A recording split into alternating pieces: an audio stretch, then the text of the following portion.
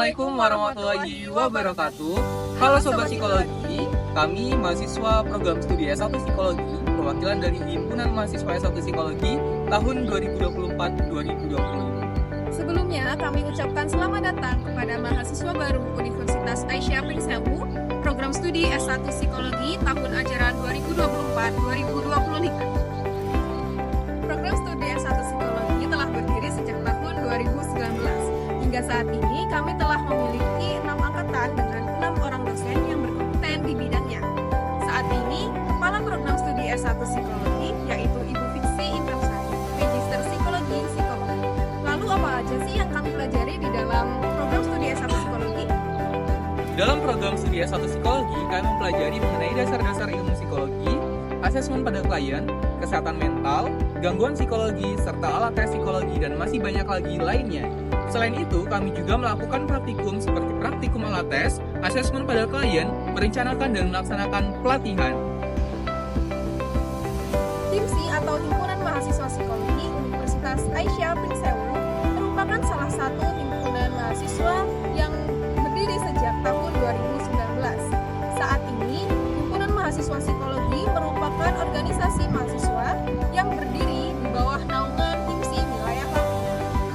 Himpunan Mahasiswa Psikologi terdiri atas ketua, wakil ketua, sekretaris 1 dan 2, bendahara, serta beberapa divisi di dalamnya. Himpunan Mahasiswa Psikologi memiliki banyak program kerja yang pastinya sangat bermanfaat bagi anggota-anggotanya, baik di lingkungan kampus maupun di luar kampus. Terdapat 4 divisi di Himpunan Mahasiswa Psikologi. Yang pertama adalah PSDM ataupun pengembangan sumber daya manusia. Yang kedua adalah Litbang ataupun yang sering kita sebut sebagai penelitian dan pengembangan. Yang ketiga adalah Humas, hubungan masyarakat, dan yang terakhir keempat adalah KWU ataupun kewirausahaan. Di mana di setiap divisi tersebut memiliki tugas dan peranannya masing-masing yang digunakan untuk membantu dan menyelesaikan daripada tugas dan program kerja yang ada di Himpunan Mahasiswa Psikologi. Kesehatan mental sangat penting untuk kehidupan kita saat ini. Kita perlu seimbang antara kesehatan fisik dan kesehatan mental. Saat fisik saja tidak cukup apabila tidak diimbangi dengan kesehatan mental.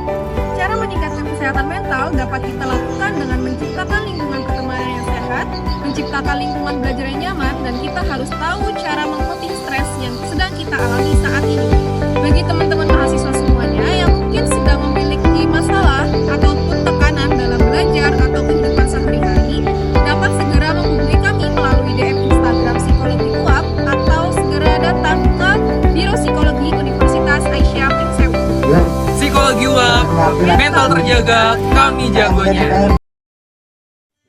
Di dunia yang terus bergerak cepat, kita seringkali terlalu fokus pada tugas-tugas sehari-hari dan tanggung jawab yang tak pernah berhenti.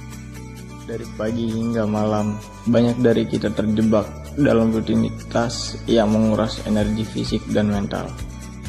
Kita bekerja keras, belajar dengan giat, dan berusaha untuk memenuhi harapan sosial.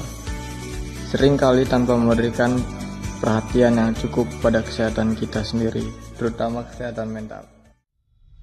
Gangguan kesehatan mental Gen Z meningkat 200%. Pakar ungkap 2 penyebabnya. Kesehatan mental adalah keadaan di mana seseorang dapat mengelola stres, bekerja secara produktif, dan berkontribusi pada lingkungannya. Dr. Lahargo Kembaren, SPKJ, membenarkan adanya peningkatan tersebut. Dalam praktik klinisnya, Dr. Lahargo mengungkapkan gangguan kesehatan mental yang paling banyak ditemui pada Gen Z adalah gangguan kecemasan, depresi, dan bunuh diri. Menurutnya, kurangnya kapasitas mental yang membuat Gen Z rentan terhadap gangguan kesehatan jiwa. Faktor penyebabnya, kalau untuk gangguan kejiwaan itu ada 2. Pertama, kapasitas mental yang kurang baik. Kedua, karena tingkat stresor yang cukup besar. Data dari survei terbaru juga menunjukkan bahwa 59,1% dari generasi Z mengalami gangguan kesehatan mental. Angka ini lebih tinggi dibandingkan dengan 39,8% pada generasi milenial dan hanya 24,1% pada generasi X. Hal ini menunjukkan betapa pentingnya perhatian khusus terhadap kesehatan mental pada generasi muda kita. Menurut data terbaru, lebih dari 20% masyarakat mengalami masalah kesehatan mental setiap tahunnya. Dampaknya dapat merusak produktivitas, hubungan sosial, dan kualitas hidup. Ada berbagai cara untuk menjaga kesehatan mental kita, seperti mengikuti seminar, bergabung dengan komunitas yang mendukung kesehatan mental, dan berkonsultasi dengan profesional seperti psikolog dan psikiater. Adalah beberapa langkah yang bisa diambil. Selain itu, teknik self-care seperti meditasi, olahraga, dan melakukan hobi yang disuka juga efektif dalam menjaga keseimbangan mental kita.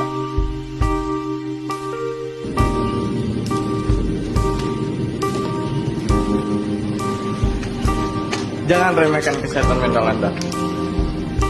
Ingat, kesehatan mental adalah kunci untuk hidup yang lebih baik.